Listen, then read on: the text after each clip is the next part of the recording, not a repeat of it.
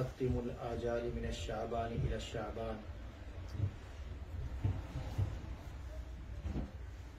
अल्लाहुम्मा बारिक लना फी रजब व शाबान व बल्लिगना रमजान।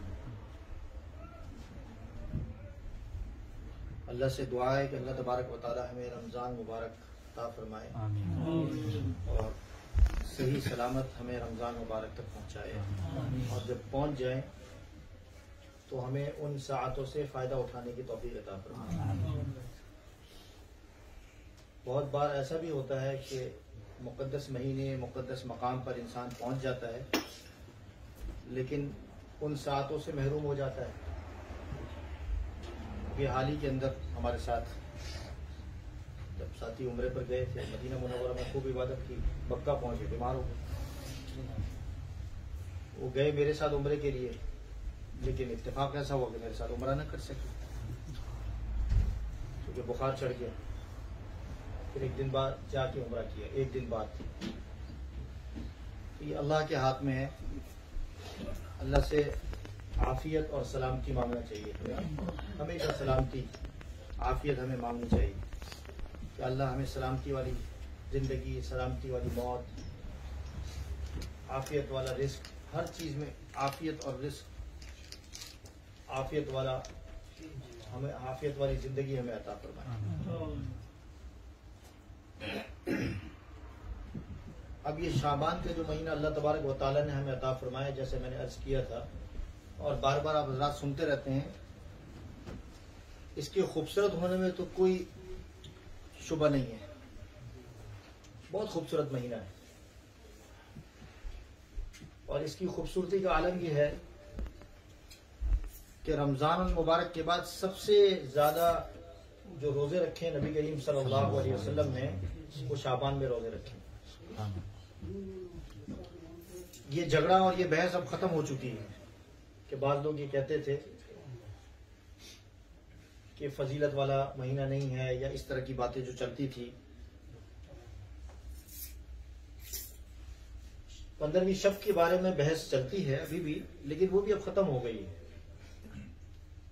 15वीं शाबान जिसे आप शब बारात कहते हैं, तो उस पर बहस चलती, आज भी चलती है, लेकिन वो भी अब इतनी ज्यादा कारआमद नहीं है।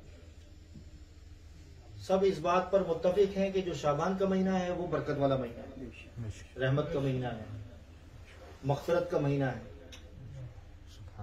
सबका इत्तेफाक है इस पर, सबका इत्तेफाक है। अब इख्तिलाफ ये जो 15वीं शब है इसके बारे में है, क्योंकि लोगों ने समझ लिया है कि पूरे महीने में एक रात ही बरकत वाली और फजीलत वाली है। दूसरी रातों को और दूसरे दिनों को नजरअंदाज कर दिया। हालांकि नबी करीम सल्लल्लाहु अलैहि वसल्लम ने पूरे महीने रोजे रखे। इन दिनों में जो काम करने के हैं वो क्या है, सबसे पहले वो सुन लें। सबसे पहला काम रोजा रखना है। पहली शाबान से लेके 15वीं शाबान तक हमारे लिए जो हुक्म है, अगर कोई रख सकता है, क्योंकि नबी करीम सल्लल्लाहु अलैहि वसल्लम ने इस महीने में रोजे रखे हैं और पूरा महीना रोजा रखा है। लेकिन हजरत अली रज़ी अल्लाह अन्हु को कहा कि भाई आप 15 दिन रोजा रखो और उसके बाद आप इफ्तार करो, यानी खाना खाओ, ताकि रमजान की तैयारी आसानी के साथ कर सको। तो अगर अल्लाह तबारक व तआला ने हिम्मत अता फरमाई तो 15 दिन रोजा रख लें, और अगर 15 दिन रोजा नहीं रख सकते, जैसे मैंने पहले अर्ज किया था, हफ्ते में 2 दिन रोजा रख लें, पीर और जुमेरात करना। और अगर फिर भी नहीं कर सकते, ये मुश्किल है आपके लिए और ये फजीलत देना चाहते हैं, शाबान के पूरे महीने की फजीलत हासिल करना चाहते हैं, तो महीने के 3 रोजे रख लें, 13, 14 और 15। तो उसमें 15वीं शब भी आ जाएगी। 15वीं शाबान जो जिसे आम लोग जैसे कहते हैं शब बारात का रोजा, तो ये कर लें 13, 14 और 15, तो उसकी फजीलत भी मिल जाएगी। दूसरा काम इबादत के एतबार से, रोजा तो आपने रख लिया, तिलावत है, जिक्र अस्कार है, कुरान करीम खत्म करना है, नवाफिल है, सदका खैरात है, ये इस महीने में आप करें, ज्यादा से ज्यादा करें जितना हो सके, ताकि एक माहौल में जाने से पहले पहले आप एक माहौल की तैयारी करें। आप शादी में जाते हैं या कोई आपके यहाँ मेहमान आता है तो आप उसकी तैयारी करते हैं ना, कितनी तैयारी करते हैं, जोरों शोर से, महीनों तैयारी चलती है। और जिनके शादी जो है वो धूमधाम से होती है तो सारी बात है कि और ज्यादा बड़ी तैयारी करनी पड़ती है। कहीं सफर पर जाना हो तो सफर पर जाने से पहले कितनी तैयारी करते हैं, तोहफे तहफ भी ले जाते हैं, और क्या करते हैं, अपने घर जाते हैं तो बच्चों को पैसे देने के लिए भी आप, सारी बात है, जेब में कुछ पॉकेट मनी होगी तो फिर आप देंगे ना पैसे, तो उसकी तैयारी के लिए आप ज्यादा ड्यूटियां देते हैं, काम करते हैं, डबल डबल ड्यूटियां देते हैं। तो इतना अजीम महीना आ रहा है हम पर, रमजान मुबारक का। उस अजीम महीने के आने से पहले पहले तैयारी तो होनी चाहिए।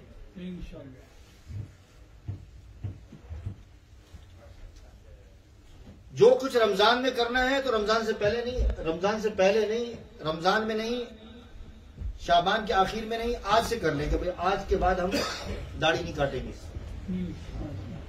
दाढ़ी को बढ़ाएंगे। अल्लाह का शुक्र है, अल्लाह का शुक्र है, अल्लाह का करम है कि हमारे साथ जो उम्रे पर जाते हैं साथी, उनसे मैं नियत करवाता हूं कि आप रोजा रसूल पर जाने से पहले पहले, रोजा रसूल पर जाने से पहले पहले आप ये नियत करके जाएं कि आप दाढ़ी नहीं काटेंगे। क्योंकि जो रोजा रसूल पर पहुंचता है, बगैर दाढ़ी वाला पहुंचता है, अल्लाह के रसूल उसको सलाम का जवाब नहीं देते। जारी बात है, ये तो बुजुर्गों ने लिखा हुआ है किताबों में। रोजा रसूल पर जाने से पहले पहले दाढ़ी रखें, और फिर ये नियत करवाता हूं, आखिर तक मैं उनसे नियत करवाता रहता हूं कि भाई यहां से पलटने से पहले पहले ये नियत करो कि कभी मैं जिंदगी में ये दाढ़ी पर उस तरह नहीं फिराऊंगा। तो अल्लाह का शुक्र है, इस सफर में 2 साथियों ने इरादा किया और अब तक इरादे में मजबूत है और कायम है। मैं उनको फोन करके पूछता रहता हूँ, अल्हम्दुलिल्लाह। जी, हमारे अब्दुल भाई ने भी इसी तरह रखा है, और इसी तरह हमारे बराबर में हमारे हनीफ भाई होते थे। हज पर मैं जब जा रहा था तो मैंने कहा कि भाई फिल्म की दुकान है, इसको बंद करें। तो अल्हम्दुलिल्लाह आने से पहले पहले अल्हम्दुलिल्लाह उन्होंने फिल्म की दुकान भी बंद कर दी। माशाअल्लाह। तो हिम्मत और ताकत की बात है, और इस्तिकामत है कि दुआ करनी चाहिए और अल्लाह से मांगना चाहिए कि अल्लाह ताला इस्तिकामत अता फरमाए। भाई करना तो है ना, एक चीज करनी है तो नियत कर ले, बस खत्म, फिर आगे जो होगा देखा जाएगा। उसमें फिर डर किस बात का है, किस बात का डर है, किस बात का खौफ है? दुनिया के रास्ते अल्लाह पाक बना देता है तो आखिरत के रास्ते हमारे लिए नहीं बनाएगा? मुझे बताइए, दुनिया के कैसे रास्ते अल्लाह पाक निकाल देता है, बगैर मांगे निकाल देता है, तो आखिरत के रास्ते पे अल्लाह पाक निकाल देगा। भाई जिन्होंने दाढ़ी की नियत की भी है तो उनसे गुजारिश है कि आज से कर लें कि भाई इंशाअल्लाह लजीज। अब क्या करूंगा, नहीं काटेंगे। और जिनकी छोटी है ना, वो छोटी छोटी जो रखी हुई है बिल्कुल लंबा कर, तो उनको भी चाहिए कि उसको बढ़ा दे, लंबा कर दे। हाँ, एक मुश्त, ठीक है इंशाल्लाह। तो इबादत के एतबार से मैंने जैसे अर्ज किया है, और एक और सुन्नत है जो नबी करीम सल्लल्लाहु अलैहि वसल्लम की है कि नबी करीम सल्लल्लाहु अलैहि वसल्लम शाबान की रात को बकीया गरकत में तशरीफ ले गए। कहां गए थे? बकीया गरकत, जन्नतुल बकी जिसे कहते हैं आप लोग, मदीना मुनव्वरा का जो कब्रिस्तान है, वहां नबी करीम सल्लल्लाहु अलैहि वसल्लम तशरीफ ले गए। हज़रत अम्मी आयशा सिद्दीका रज़ी अल्लाह तआला अन्हा की बारी थी, बिस्तर पर हुजूर सल्लल्लाहु अलैहि वसल्लम को नहीं देखा, परेशान हो गई कि कहां चले गए हुजूर सल्लल्लाहु अलैहि वसल्लम। तो वो तलाशी लिए निकल गई बाहर, देखा तो कब्रिस्तान में। तो पूछा कि आज रात आप खास तौर पर तशरीफ लाए। तो नबी करीम सल्लल्लाहु अलैहि वसल्लम ने फरमाया कि शाबान तुखत्तिमुल आजाई मिन शाबान इला शाबान, जो आज की रात है, ये जो बनी कल्ब है, कबीला था उस जमाने का, उनके पास बकरियां बहुत ज्यादा थी, बहुत ज्यादा बकरियां थी। तो उसकी मिसाल देकर नबी करीम सल्लल्लाहु अलैहि वसल्लम ने इरशाद फरमाया कि बनी कल्ब की जो बकरियां हैं, उस पर जो बाल हैं, उन बालों की मिकदार अल्लाह तबारक व तआला लोगों की आज रात को मग़फ़िरत फरमाते हैं। तो मुझे बताएं कितनी अजीम रात है। और नबी करीम सल्लल्लाहु अलैहि वसल्लम ने इरशाद फरमाया कि शाबान की रात को अल्लाह तबारक व तआला आसमान दुनिया पर तशरीफ लाते हैं। बहुत सारी फजीलतें हैं इसके बारे में। शब बरात से मुताल्लिक और शाबान की रात से मुताल्लिक, 15वीं शब से मुताल्लिक बहुत सारी फजीलतें हैं, जिसको हुजूर सल्लल्लाहु अलैहि वसल्लम ने और उलमा ने और मशाइख ने और किताबों में इस चीज का वाज़ेह तौर पर जिक्र किया। तो अभी जो रात आने वाली है, लेकिन उससे पहले पहले जो दिन आ रहे गुजर रहे हैं, इसकी भी फजीलत है, इसकी भी हमें कदर करनी चाहिए। अगर इन दिनों की है, अगर इन रातों की कदर करेंगे तो इंशाअल्लाह अज़ीज़ क्या होगा, रमजान मुबारक की कदर हमारे दिल में आएगी। यहां एक बात काबिल जिक्र है कि नबी करीम सल्लल्लाहु अलैहि वसल्लम एक रात को तशरीफ लेके गए कब्रिस्तान जिंदगी में, 15वीं शब की एक रात को, निस्फ़ शाबान को, एक रात को। तो अगर आप में से अगर एक जिंदगी में कभी कोई इन रात को या इन दिनों में, यानी 15वीं शब को या दिन में अगर नहीं गए, तो वो तशरीफ ले जाए एक दिन, एक दफा जिंदगी में।